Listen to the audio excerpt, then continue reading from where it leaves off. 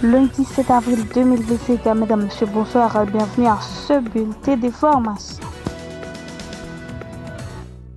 L'ancien député de Tiescof, Alfredo Antoine, a été appréhendé le vendredi 4 avril 2025 par des agents de la police nationale d'Haïti à Montcalvert, Pétionville.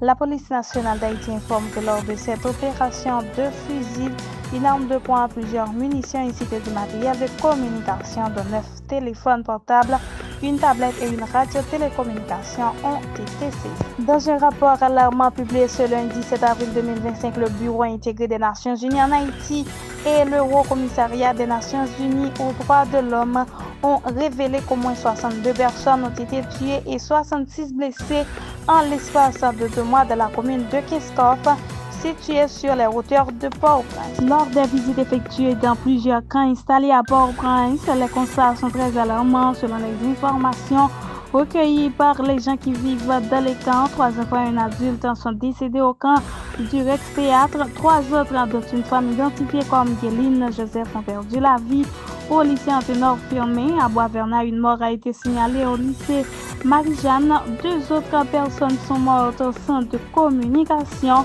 tandis qu'un dernier décès a été enregistré dans les locaux de l'Office de la protection du citoyen à Bourdon. Ça fait au moins 11 personnes, dont plusieurs enfants, ont péri en mars 2025 dans des cas de déplacés internes à Port-au-Prince, selon des informations recueillies sur le terrain. La police nationale d'Haïti a informé la population générale et les médias en particulier que les opérations d'intervention policière se poursuivent dans la plaine du cul-de-sac, commune de la Croix-des-Bouquets, en vue de neutraliser les gangs opérant à l'entrée du nord de la capitale haïtienne.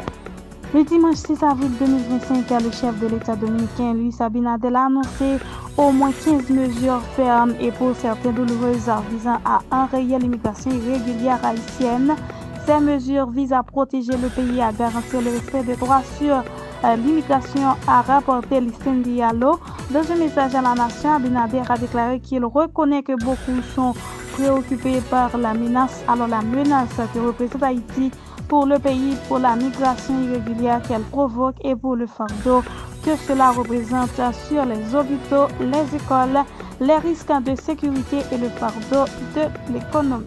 Le président du Conseil présidentiel de transition, son Excellence Fritz-Alphonse Jean, a pris part ce lundi 7 avril 2025 à une cérémonie de commémoration marquant le 222e anniversaire de la mort de Toussaint Louverture, figure emblématique de la lutte contre l'esclavage et père fondateur de la nation haïtienne.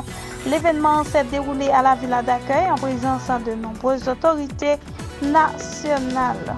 C'est ici que prend fin le bulletin d'aujourd'hui, mesdames, messieurs. Merci de l'avoir suivi.